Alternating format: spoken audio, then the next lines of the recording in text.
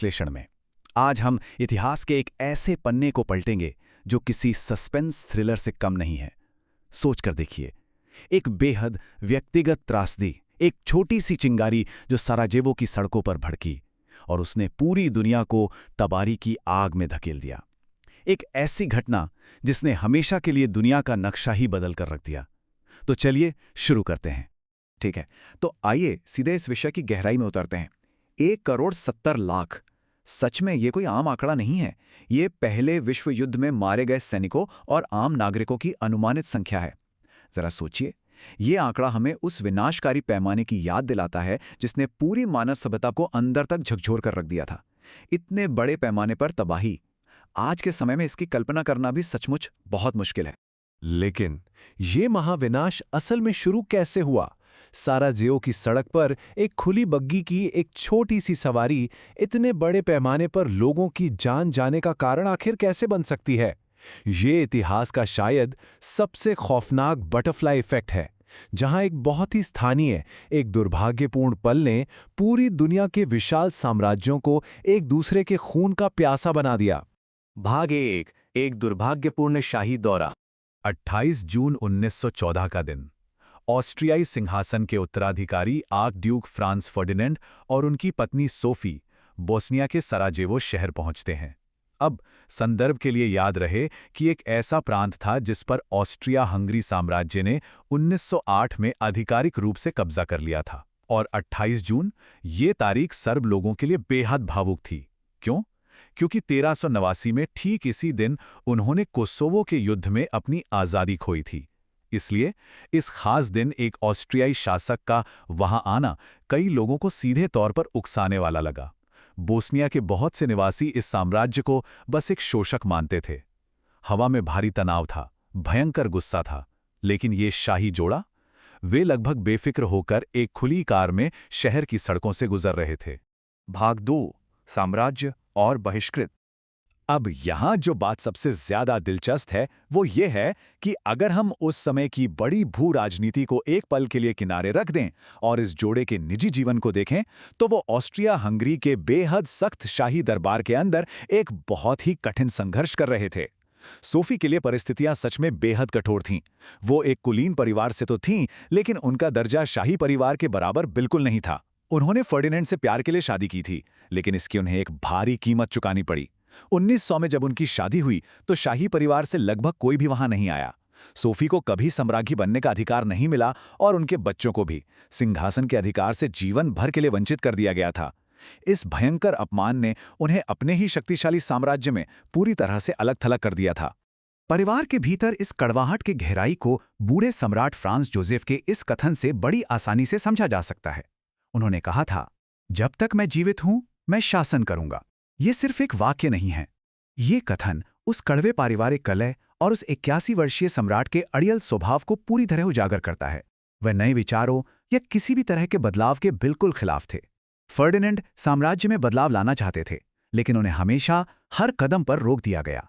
भाग 3, यूरोप का अस्थिर बारूद का ढेर।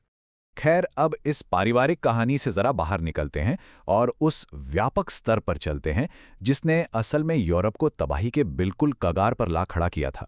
ये वो दौर था जब पूरे महाद्वीप में हथियारों की अंधी होड़ और भयंकर राजनीतिक प्रतिद्वंद्विता चल रही थी। उस समय पूरा यूरोप मुख्य रूप से दो विशाल भू राजनीतिक गुटों में बटा हुआ था।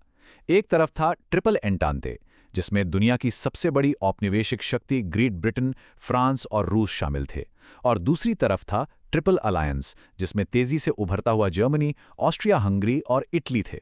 इन गठबंधनों का सबसे भयानक तर्क ये था कि अगर किसी एक देश पर हमला होता है तो ये संधियां बाकी देशों को भी घसीटकर युद्ध में खींच लाएंगी।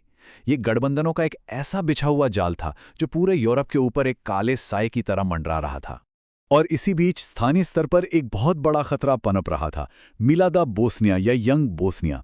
ये युवा छात्रों का एक राष्ट्रवादी और क्रांतिकारी नेटवर्क था जो हैब्सबर्ग शासन से पूरी तरह आज़ादी चाहता था। वे महज किशोर थे, उम्र में बहुत छोटे, लेकिन उनके इरादे बेहद खतरनाक और पक्के थे। इसी समूह से वे हमलावर जुड़े थे जिन्होंने 28 जून के उस खौफनाक दिन की साजिश रची थी, और ऐसा माना जाता है कि उन्हें ब्लैक हैंड नामक एक गुप्त सर्बियाई समूह से हथियार मिले थे। भाग 4, एक गलत मोड़। आइए अब आगे बढ़ते हैं और देखते हैं कि ये सब कैसे एक भयानक मोड़ लेता है। हम तेजी से उस हत्या वाले दिन की घटनाओं पर वापस लौटते हैं, जहां भारी अव्यवस्था और खतरे छिपे थे। उस दिन की घटनाओं के क्रम पर नजर डालिए। सुबह 10:10 बजे हत्या का पहला प्रयास होता है। एक बम फेंका जाता है, लेकिन वो आर्कड्यूक की कार से टकराकर पीछे वाली कार पर गिर पड़ता है और कुछ अधिकारी घायल हो जाते हैं। 10:45 पर फर्डिनैंड बेहद गुस्से में टाउन हॉल पहुंचते हैं। फिर 10:52 पर सुरक्षा चिंताओं के बावजूद वे अस्पताल में घायलों को देखने का फैसला करते हैं और सुरक्षा के लिए काफिले का मार्ग बदल दिया जाता है। लेकिन 10:55 पर कार चलाने वाले ड्राइवर को इस नए मार्ग की जानकारी ही नहीं होती और वो एक गलत मोड़ ले लेता है। उस दिन के भयानक परिणाम सच में दिल दहला देने वाले थे। फ्रांस फर्डिनेंड का खून से सना हुआ वो कोट और 19 वर्षीय हत्यारे गैवरिलो प्रिंसिप की गुस्साई भीड़ द्वारा की गई गिरफ्तारी, ये सब उस अराजकता को बयां कर देता है। जब कार ने गलत मोड़ लेकर रिवर्स करना शुरू किया तो प्रिंसिप बिल्कुल संयोग से वहीं खड़ा था। उसने मौका देखा और तुरंत गोली चला दी। आर्कड्यूक के गले में और सोफी के पेट में गोली लगी और दुर्भाग्य से दोनों की ही उस कार में दुखद मृत्यु हो गई।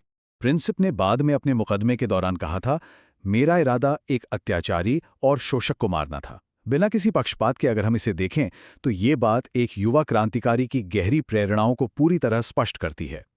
वो अपने लोगों के लिए लड़ना चाहता था, लेकिन उसे इस बात का बिल्कुल भी अंदाजा नहीं था कि उसकी चलाई गई गोलियां पूरी दुनिया में मौत का कैसा खौफनाक तांडव शुरू करने वाली हैं। भाग 5 युद्ध भड़काने वाली चिंगारी। और ये घटनाओं की श्रृंखला बहुत ही शानदार ढंग से दर्शाती है कि कैसे एक शहर की सड़क पर हुई हत्या ने देखते ही देखते विश्व युद्ध का रूप ले लिया। इसके बाद कूटनीतिक डोमिनोज एक के बाद एक तेजी से गिरते चले गए। 23 जुलाई को ऑस्ट्रिया ने सर्बिया को कड़ी शर्तों वाला एक अल्टीमेटम दिया। सर्बिया ने लगभग सभी शर्तें मान भी ली, लेकिन फिर भी 25 जुलाई को रूस ने सर्बिया के समर्थन में अपनी सेना जुटानी शुरू कर दी। 28 जुलाई को ऑस्ट्रिया हंगरी ने सर्बिया पर आधिकारिक रूप से युद्ध की घोषणा कर दी। जर्मनी ने ऑस्ट्रिया को ब्लैंक चेक यानी बिना शर्त समर्थन दे दिया था। और बस गठबंधनों के उसी भयानक जाल के चलते अगस्त आते आते पूरा यूरोप और फिर दुनिया एक पूर्ण वैश्विक संघर्ष की आग में घिर गई। अंत में एक बहुत ही गहरा सवाल हमारे सामने आता है, क्या सच में केवल एक गलत मोड़ उस महाविनाश के लिए जिम्मेदार था जो इसके बाद हुआ? सोचकर देखिए, अगर वो ड्राइवर सीधे रास्ते पर चलता रहता तो शायद प्रिंसिपो को कभी वो मौका ही नहीं मिलता और यह हत्या कभी होती ही नहीं। इतिहास सच में कितना नाजुक हो सकता है।